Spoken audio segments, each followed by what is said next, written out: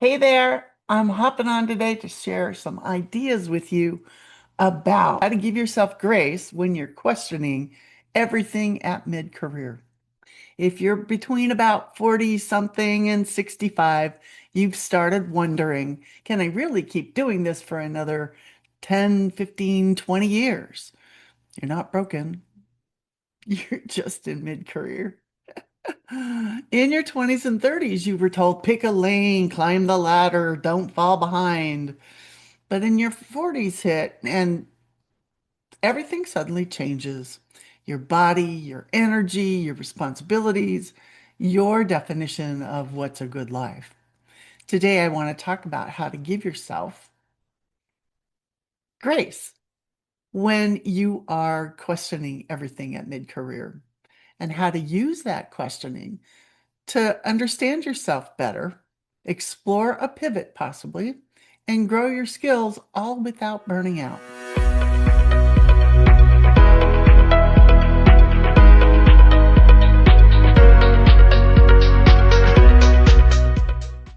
So, I am Lynden Kidd, career strategist with captivating careers. First, let's normalize what you're feeling. Maybe on paper you're successful, decent title, steady income, years of experience, but inside you feel bored, restless, invisible, or frankly just tired. You might even feel guilty for wanting something different. I should be grateful. I worked hard for this. What's wrong with me? There's nothing wrong with you. Mid career is a natural time to reprioritize. Your life has changed. Your thinking, your feelings, your desires have changed. It actually makes sense that your work might need to change too. Giving yourself grace starts here. Instead of asking, what's wrong with me? Ask, what is this season of my career trying to tell me about who I am now? Most people skip straight to what should I do next? But before you plan a pivot, you need to understand who you are now. Here are three simple perspectives or lenses, if you will, that you can use. Lens one, values. Ask, in this season of my life and career, what do I need more of and less of in my work? More of might be flexibility, meaning, creative work, mentoring. Less of might be politics, constant crisis mode, travel, screen time. Lens two, energy.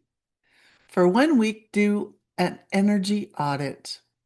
At lunch and at the end of the day, jot down what gave me energy today, what drained me. At the end of the week, look for patterns. Those patterns are clues to the kind of work that might fit you now. Lens three, your story so far. Write down 5 to 10 peak moments from your career, times when you felt alive, proud, or deeply useful. Who were you helping? What problems were you solving? What skills were you actually using? Those recurring themes are raw material for whatever comes next. You don't need a 40-page assessment. You need a few honest pages about who you are now, not who you were at 25. But I do suggest you take 25 minutes for a brainstorming session along these lines. And don't get up in the middle of the brainstorm. Stick it out. The train does come back around the track. And then leave your notepad open. So over the course of the next week, because you've primed your brain, you will add things to that. And again, we're looking for patterns. But now let's talk about something people almost never mention in career conversations. Your intelligence changes with age.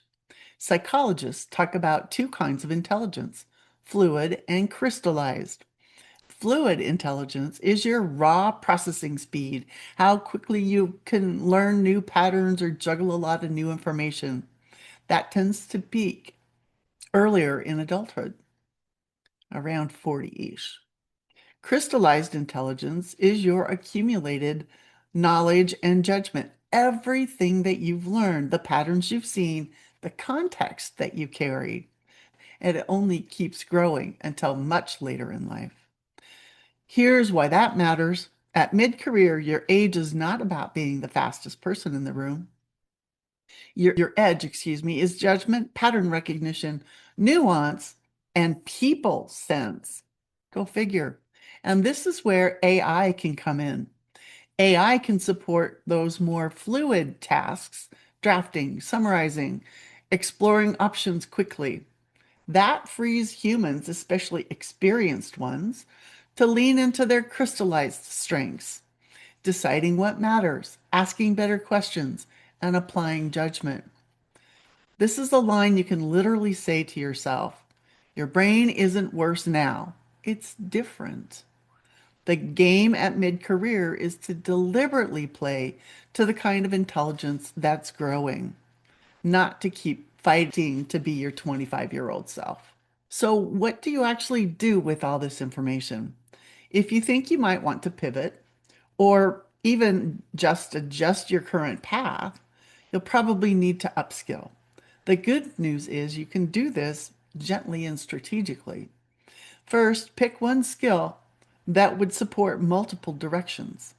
That might be data literacy, storytelling and communication, facilitation, project management, or something specific to your field. Then build a simple micro learning habit. 3 times a week, set aside 20 to 30 minutes. Use online resources and AI to help you. For example, you can ask an AI tool, explain a concept at my level. Give me examples from my industry of how this would apply. Quiz me with practice questions, and it can turn your notes into a summary. You don't need to learn AI in the abstract. You need to learn to make AI useful in your work with your experience. Think of AI as your research assistant and brainstorming partner. You bring the judgment, the experience, the ethics. It brings the speed and options. And if you're honestly questioning your path, here are some more helpful questions to sit with. You can pause the video and write these down if you like as well. First, identity and values. How have my values changed in the last 10 years? If my title disappeared tomorrow, what parts of me would still be non-negotiably true? Next, work and impact.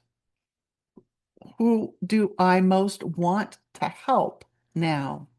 What kind of problems do I feel drawn to, even when they're hard? And here's another area, lifestyle and constraints. What does a sustainable week look for me now from an energy, health, family, and money perspective? What are my true constraints and what are just habits or expectations I've never questioned? Next, let's think about learning and risk. If I trusted that I could learn what I needed, what options suddenly become available to me? What is one small reversible experiment that I could run in the next 60 days? These questions aren't here to interrogate you. They're here to give you permission to want what you actually want. And one last piece, exploring your career can't become a second full-time job. That's fast track to burnout. So keep it small and sustainable. Try this. One weekly self-check, 30 minutes to look at your energy patterns and capture one or two insights. One conversation per week with someone doing work you're curious about. 2 to 3 micro learning sessions per week to build a skill and practice using AI. Finally, protect a small slice of your best energy for your future, not just your current employer. And set at least one boundary that protects your nervous system. Maybe no career spiraling after 9 p.m. or no saying yes to extra responsibilities that don't match your more of what you want to do list.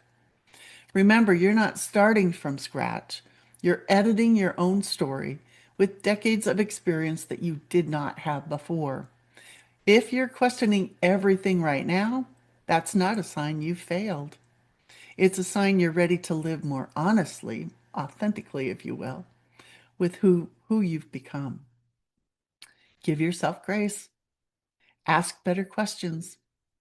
Use the tools available to you, including AI, and let this season of life and career be the start of a smarter, kinder next chapter. If that I've shared today resonated with you, share it with a friend who's quietly wondering possibly the same thing. And let me know in the comments what questions you're sitting with in your own mid-career season.